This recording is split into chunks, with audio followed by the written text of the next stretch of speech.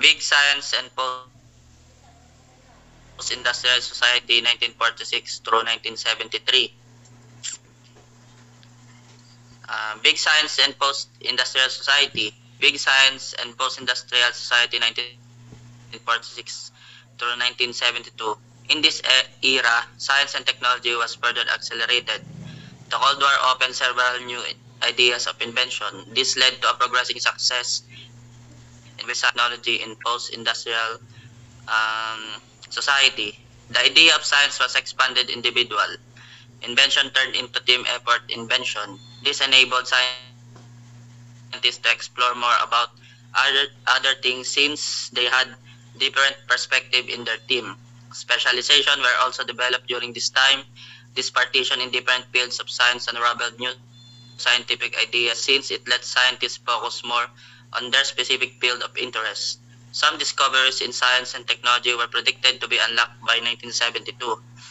Ang Big Science and Post-Industrial Society ay isang yugto ng ebolusyon ng lipunan kapag ang ekonomiya ay nagbago na mula sa paggagawa at pagbibigay ng kalakal at produkto sa isang pangunahing pagkakalakal ay pinaltan nila ito ng pagbibigay ng serbisyo tulad ng pagiging guro, doktor, abogado at manggagawa. Sa isang lipunan pagkatapos ng industriya, ang teknolohiya, impormasyon at serbisyo ay mas mahalaga kaysa paggagawa ng mga aktual na kalakal. What is post-industrial society? Post-industrial society is a transition from manufacturing-based economy to a service economy, a transition that is also connected with subsequent societal restructuring. Post-industrialization is the next evolutionary step from industrialized and is most evident in countries and regions that were among the first experience the Industrial Revolution, such as the United States, Western Europe, and sabi dito na ang post-industrial society ay unang naganap sa United States, Europe at Japan. Imbis na gumawa at magbigay ng mga produkto sa ibang bansa ay pinaltan nila ito ng pagkakaroon ng professionalidad at saka skills kung saan nagbibigay sila ng serbisyo sa kanilang lipunan. Marco.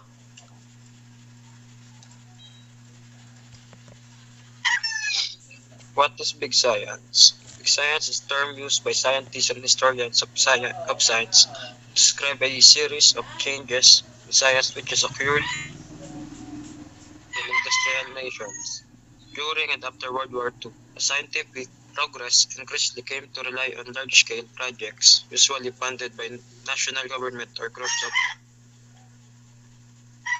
governments. Isa to sa kung paano nagsimula yung umusbong or lumaganap yung isang siyensya, lalo na't nung after ng World War II. Isa na dito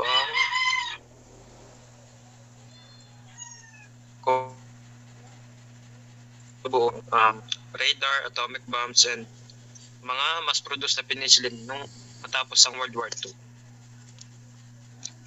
Next.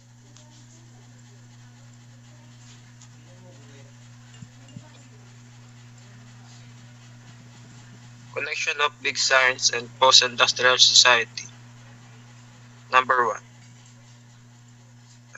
Big science project generate new knowledge, push the boundaries of human understanding, and contribute to scientific and technological advancement. This aligns on knowledge, creation, and innovation in post-industrial societies. Number 2. The emphasis on knowledge creation and dissemination in big science projects align with the priorities of post-industrial societies. As economies shifted away from manufacturing toward services and information, the expertise and intellectual capital generated by big science become increasingly valuable. Number 3. Big science project requires substantial infrastructure investment such as research laboratories and computing centers. The development of this infrastructure not only supported scientific research but also contributed to the modernization of infrastructure in post-industrial societies, facilitating communication, transportation, and logistics. Ito naman ay mas pinapundahan din halos ng gobyerno para lang mas lumagat pang science at ang mga bagong matutunan, mas pinapundahan nila upang mas mapadali kung paano humanap ng mga bago or matuklasan na bagay. Next. These are the example of numerous invention of technology in the big science and post-industry society. Integrated circuit. It is a development in 1950s and 1960s. It is an evolution electrical by enabling miniaturization of electronics and commitments leading to development of computers, smartphones, and other digital. Ang integrated circuit ay na-invento nila Jack Kilby and Robert Noyce. Is the inventors of integrated circuit.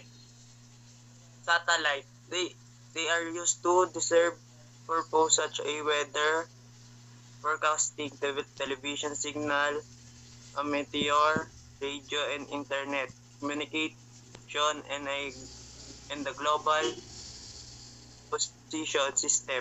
They are also used to look outward of the solar system for research and data gathering purpose. Ang unang satellite ay na-launch no October 4, 1954. At ang unang satellite na na-launch nun ay ang Sputnik 1. Windmill. Early from the windmill are only used for such gale and water pump, but in this era, windmill are wind tube used to generate electricity to give a city supportive source of electricity. Ang windmill ay na-invented ng geek na nabuhay noong 285 to 222 BC. Next slide. The Internet or ARPANET. ARPANET was the implement in 1969 and was announced to be fully operational in 1971 with satellite link to the UK and Norway. Extended by 1973, it is used to source communication and information sharing between geographically spread research facilities were among the ARPANET original goals. Ang unang ARPANET ay ang Bobcat. Nilabas na noong 1983 na dinevelop ng Amerika gamit ang TCP o IP na nagset ng protocol para sa government data. Nuclear power. The reactor generated the first electrical from nuclear energy on December 20, 1965. Enrico Fermi leads a group of scientists in intellecting the first self-sustaining nuclear chain. Ang electrical generated by ay power plant na nagdadrive ng heat for fusion in a nuclear reactor. DNA, the discovery of DNA structure and function, fusion and Crick. The landmark idea of Watson and Crick related a heavily of work of other scientists. What did the duo actually discover? Many people believe that American biologist James Watson and English physicist Francis Crick discovered DNA in 1950s. Ang DNA structure ay noong 1952. Nilunsad ang unang imahe ng X-ray picture ng DNA na pinangunahan nga at na-discover ito nila Watson at ni Crick. Next.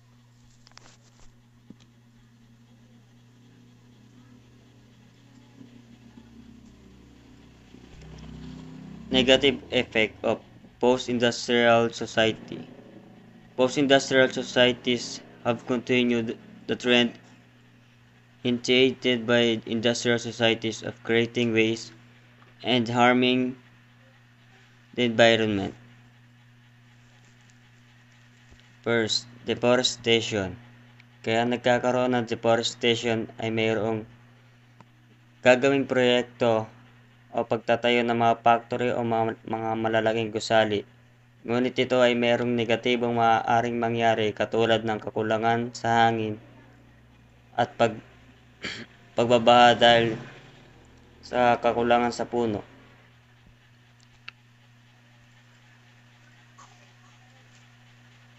Higher education. Ang negatibo para sa mataas na ng education ay ang pagkakaroon ng pagmamaliit o pagmamayabang ng mga nakaabot sa mataas na antas ng edukasyon. Lack on job opportunities. Ang pagkawala ng trabaho ay negatibong nakakaapekto rin sa physical at mental na kalusugan ng mga nasa hustong gulang at mga relasyon sa mag-asawa at pinapataas nito ang posibilidad ng paghiwalay o diborsyo.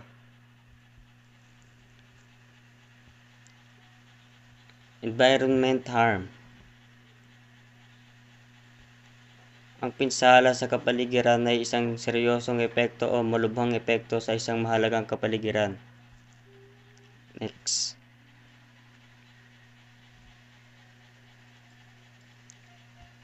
Positive effect of post-industrial society. Economic growth.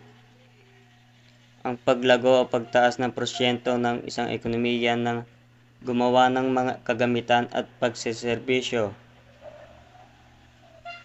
Division of labor. Ang division sa paggawa o tinatawag na posisyon ng mga trabaho. Dito ay inahati ang mga trabahador sa isang kumpanya o pabrika at iba pa. Advanced technology.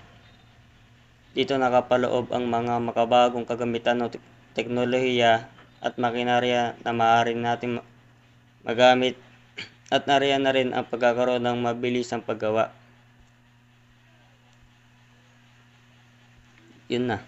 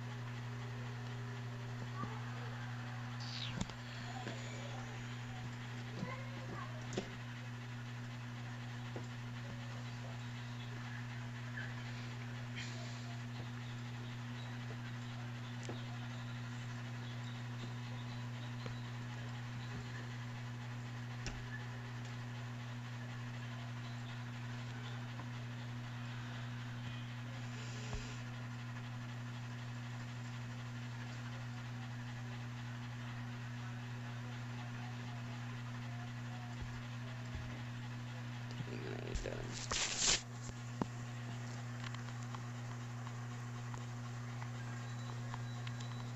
Ito na, landscape na lang.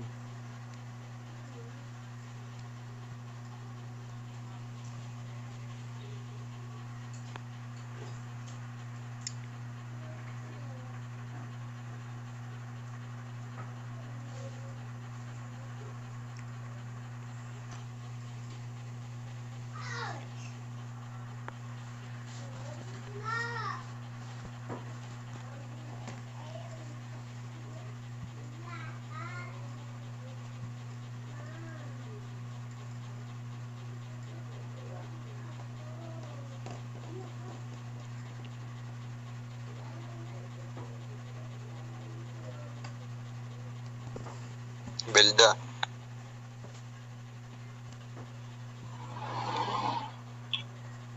Introduction. Introduction of Information Age. Ito ang tinatawag na historic period of technology. Kasi sa panahon na to ay sobrang bilis ng pag-evolve sa technology ng mga tao. At nakapag-access na tayo sa mga information sa pagpindot lang ng mga screen o pagpindot ng keyboard. Hindi na gaya na dati na pupunta ka pa sa mga library para lang sa mga sagot na hinahanap mo. Next slide.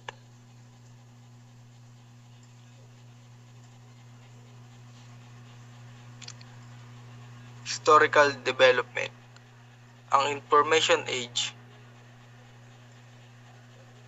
o tinatawag din sa computer age ay nagsimula sa 21st century. Sobrang bilis ng development ng technology sa period na ito. Isa si Bill Gates sa mga pioneers nito. Sila ang mga nagsimula o mga nag-experiment o nag-explore sa mga bagay kung saan ito ginagamit. Ito ay ginamit niya sa paggawa ng Apple. Ang mga personal computers ay kalat noong dulo ng 1980s. Nakokonek ito sa mga modem na nakakonek ang mga computers ay kalat noong 1980s. Ito ay nakakonek sa modem na nagko-connect sa mga network.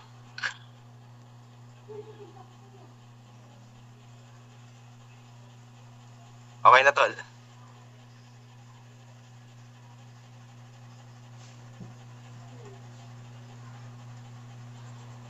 Information and globalization.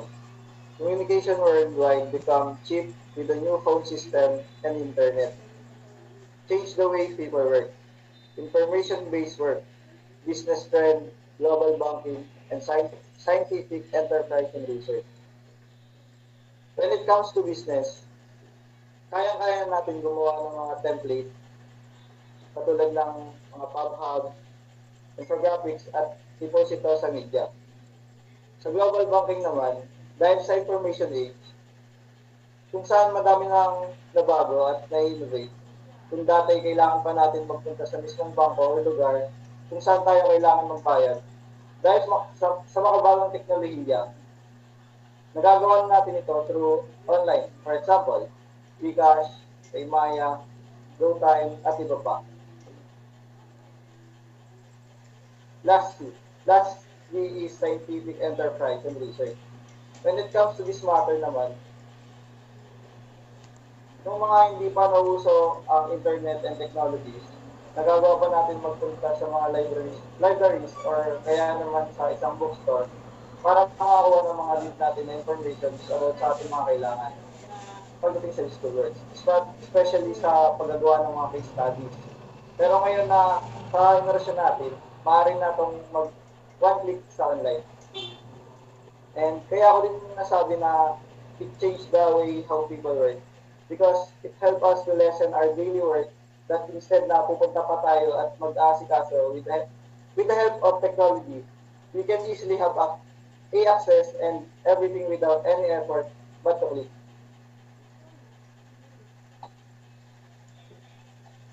Computer. Computers are among the most important contributions of advances in the information age society. A computer is an electronic device that stores and processes data, information. It runs a program that contains the exact step-by-step direction to solve a problem. Kaya sinabi na most important contribution ng computer dahil mas napakabilis natin magawa and given problems, ang given problems and case study na binibigay sa atin.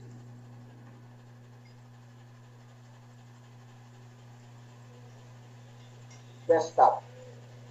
It is described as a PC that is not designed for portability. A workstation is simply a desktop computer that has a more powerful processor, additionally memory, and enhanced capabilities for performing special group of tasks, such as 3D graphics or game development.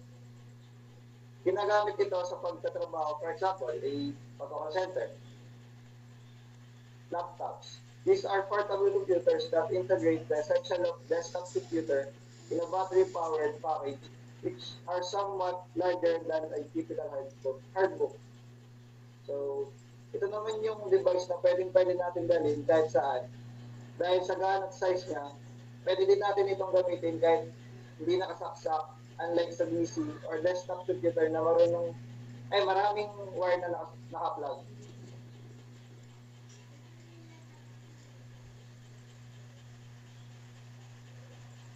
Wearable computers. They involve materials that are usually integrate into cell phones, watches, and other small objects, or places they perform common computer applications such as databases, email, multimedia, and schedulers. As you can see naman, sa picture na sample ito, yung mga nauso ngayon na mga smartwatch, wherein naka-connect siya sa cellphone mo. Nandito rin yung ibang features na nasa phone katulad ng notification, calls, message, track, and so far and so forth. Personal Digital Assistants or PDAs. PDAs. These are tightly integrated computers that usually have no keyboards but rely on touchscreen for user input. Ito naman ay mga tinatawag natin ngayon na smartphones or mobile phones. Kung ikukumpara natin sa mga laptops and PC, napapansin natin na mas portable siya and touchscreen din. For specs of this PDA, when it comes to its storage, dati may mga phones na lumabas with 16 and 32 GB RAM. And ngayon, pinakamababa na is 128 to 1 TB. With this, mas nakakasabay na din siya kapag kailangan natin ng space sa gagamiting apps or mag-build ng files, documents, video, games, or any application that we need.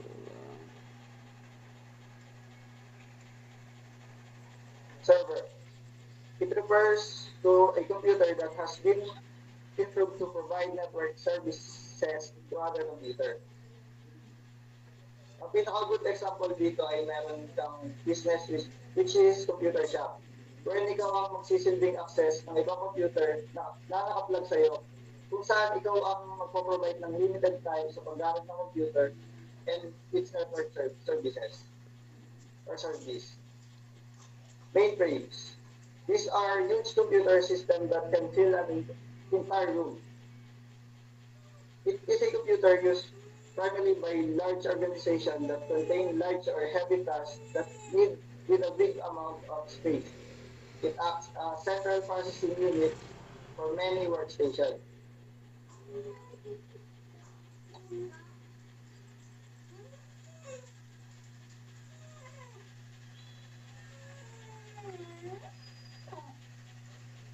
Okay. Living in the information age. Ano nga ba ang information age sa atin?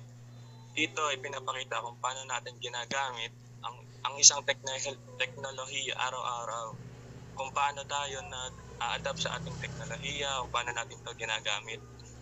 At dito araw-araw itong nagpapakita kung paano natin na-improve ang paggamit ng sarili nating teknolohiya tulad ng cellphone, computer at iba pang mga gadgets na patuloy nating natututunan ito at araw-araw. At sa paggamit nito, tulad ng ng pag-research sa mga pag-aaral natin at sa mga dumadating nito na araw at makabagong teknolohiya ay patuloy na nalakas ang paggamit ng gadgets at mga computer lalo na sa pag-aaral. At dito nagpapakita lang ng mas gaganda ang ating future sa paggamit ng makabagong teknolohiya dahil sa mga nakaraang araw ay patuloy itong dumadami at nag-i-improve. Next slide.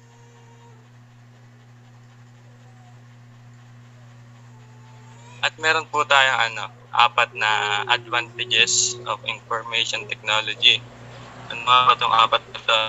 Unahin po muna natin ng globalization. Ang globalization po ay it has brought the world closer together, led to information more quickly and efficiency, and enabled countries to share ideas and information with each other. At ang communication naman po, it has made communication cheaper, quicker, and more efficient. That use the internet often face-to-face communication from different parts of the world. At ang creation of the new jobs naman po ay dito nagpapakita ng ng tulad ng easy access to job. It has led to opening up opportunity like for computer programmer, system analysis, hardware, and software drive. At ang isa na po ang cost and effort po nito ay tulad na lang po ng madaling pagtukoy sa mga trabaho like ganon. Tulad na po ng number 3, creation of new jobs like system analysis, hardware of software developers like that, and web designers. Next page.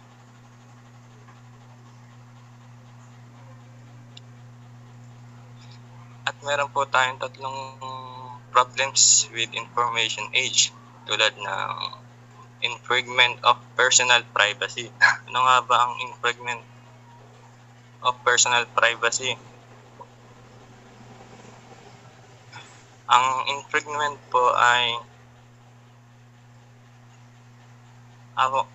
constitutes of one following tulad ng pag-spy of trailing person in manner like harassing him nang walang patnubay nung inaharas mo kaya nga po inaharas at listen prohibited under the law kunyari photographing a person while he is in private domain like walang pahintulot ng pagpipicture sa kanya at yun po ang infringement of personal privacy.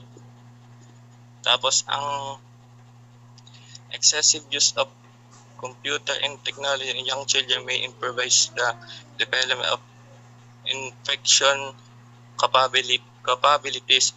Tulad po dito ng paggamit ng mga bata ng mga site na hindi naman dapat binubuksan nito at walang pahintulot ng magulang nung basta-basta na po nabubuksan na delikado sa mga bata at hindi angkop sa mga bata na dapat buksang site. At ang number 3 naman po ang suitable to online predation, identity theft, and scamming. Ano nga ba itong number 3 na to?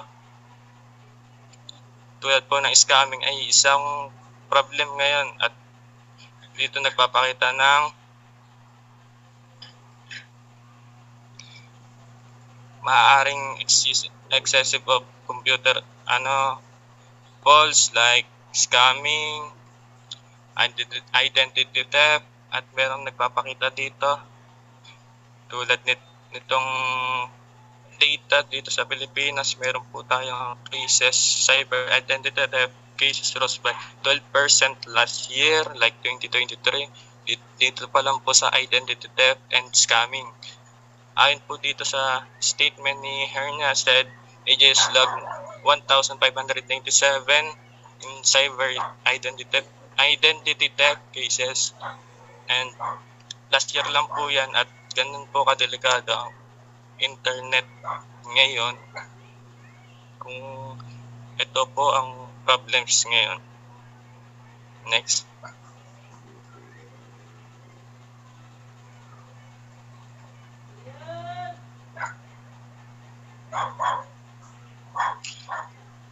At ayun po. To conclude our report po, information age is very beneficial to our lives because it brought us to many new invention, in innovation, in change of our world in ways that it could be uneasy for us to collect data and information that we need.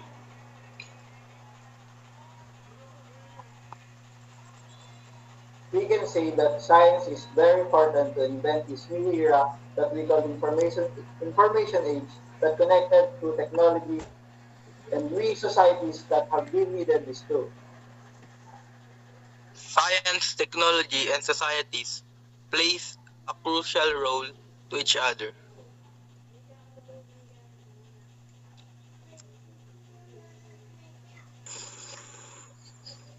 Hey, happy birthday.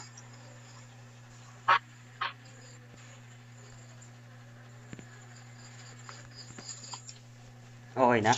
Nautan, ano? Ano mo na?